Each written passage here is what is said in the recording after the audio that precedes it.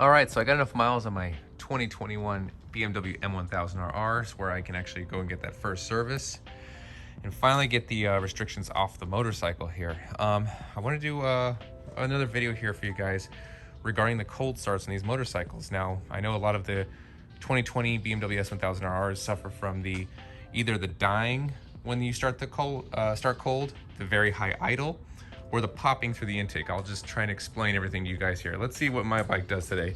It definitely idles high. I should get a warning here for the service, just because service is now due, the first one.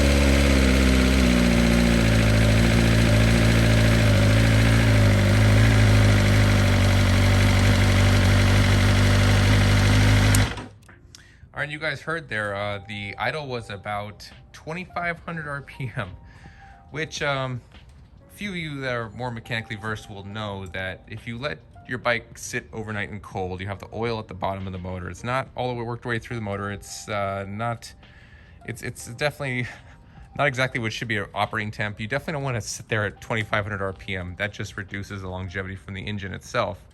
About 70 to 90% of engine wear is going to be from the initial startup of your engine, especially on an engine like this.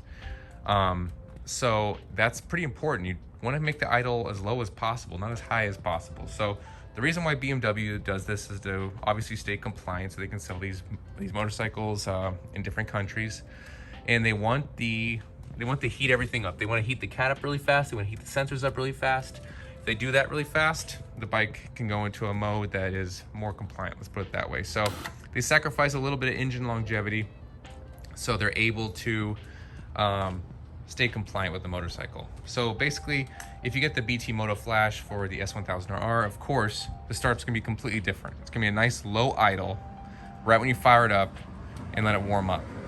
When I do the warm up, I wanna tell you guys, probably I wait about 10-15 minutes before I even start riding the motorcycle, because water temperature doesn't dictate oil temperature.